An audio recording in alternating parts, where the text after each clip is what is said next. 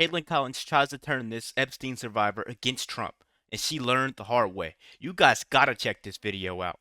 CNN has now learned that a meeting between the Attorney General Pam Bondi, the FBI Director Cashapp, the Vice President J.D. Vance, and others did happen last night at the White House, with a source telling CNN that they discussed a number of topics, including the Jeffrey Epstein case and the administration's next steps on that matter. As we've sought to emphasize here, a group that feels like they are missing from the administration's conversations are the survivors of the abuse by Jeffrey Epstein and Ghislaine Maxwell. Tonight, my source is a survivor, Annie Farmer. Maxwell recruited her and groomed her when she was just 16 years old. Annie testified at Maxwell's 2021 trial that both Maxwell and Epstein had abused her.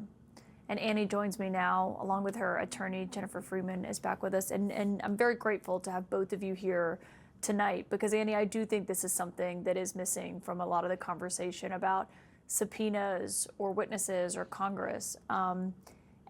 Just for everyone to remember, you testified at Maxwell's trial. You were actually the only survivor to do so by your full name. So really quick, guys, this video's about to come at you guys fast, right?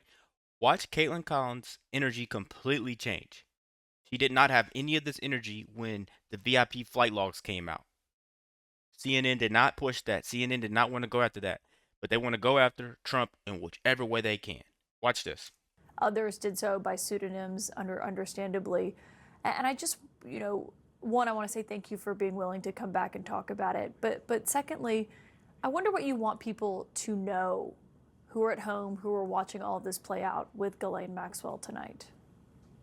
Well, first, I just want to say thank you so much for having me here and also for the coverage you've been doing centering survivors, because I agree that that's something that hasn't been done nearly enough in these last few weeks. I think that, one thing I think it's important people understand is that this chaotic process that's been unfolding has a real cost for survivors.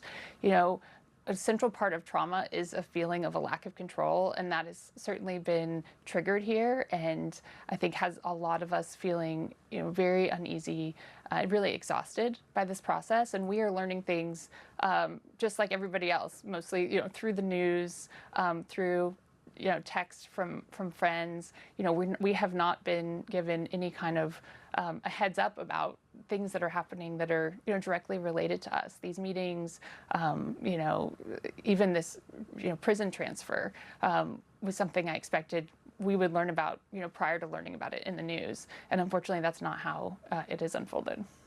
Yeah.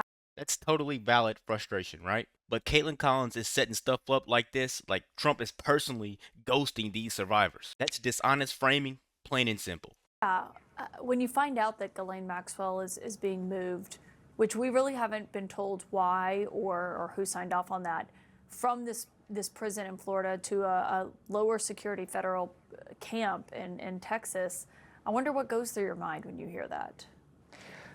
Honestly, just even learning that the DOJ would be meeting with her was extremely disturbing. This is someone who has been convicted of sex trafficking, by a jury. She not only procured girls and young women for Epstein, but she also participated in the abuse of minors.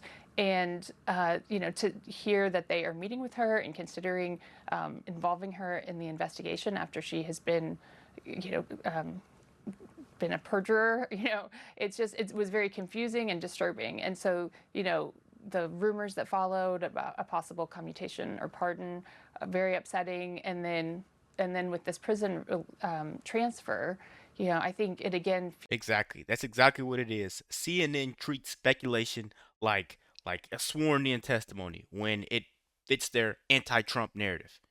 That's exactly what it is. And they're confusing this young lady. I'm telling you, man, Caitlin Collins is just so demonic. Look at her face.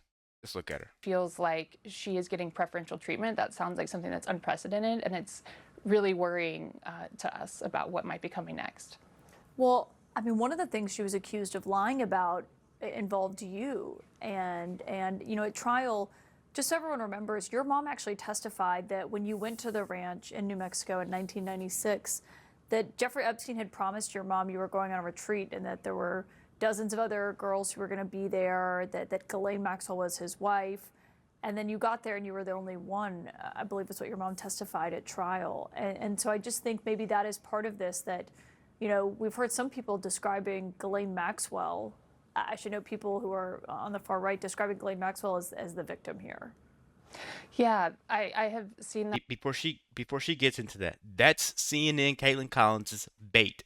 Caitlin Collins wants this survivor to slam Trump by far, but you're about to notice she doesn't take the bait. That as well. I think this attempt to sort of rehab her image in order to potentially, you know, make some sort of commutation more palatable. But I've actually felt, you know, really appreciative of the public's response to that. It feels like that campaign is not working. People recognize that she's a predator, not a victim.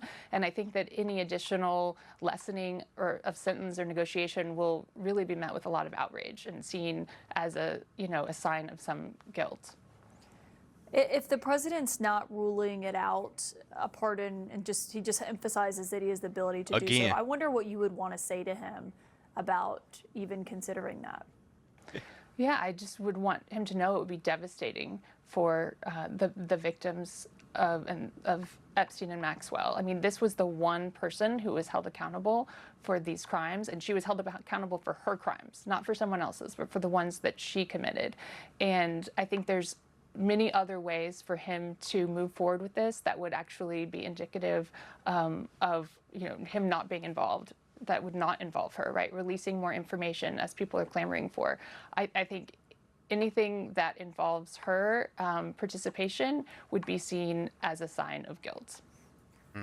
And Jennifer, you're with us here as well. When you just watch how all of this is playing out, do you get the sense that the administration is listening, or that Republicans, as they're fighting for this, or fighting about this, I should say, that they're listening to stories like Annie's when they're listening to all of this? I'm afraid not, which is really upsetting to other survivors. Obviously, Annie has spoken beautifully, but many others have told me how upsetting this is. It feels like a betrayal. It feels atrocious to them, and it's hard to stomach. Annie, I mean, one comment that we heard from the president yesterday was, you know, this is being pushed by the Democrats, that it's... This right here, guys, is literally what's going on. They're weaponizing this young lady's trauma to hurt Trump. That's exactly what they're doing. They always look for their hit piece to go against Trump. They wanted a hit piece on Trump, but all they did was prove why Americans don't trust the media anymore. Let me know what you guys think about this quick video. Be sure to like, comment, subscribe if you're new. And as always, let me know what you react to. We're out.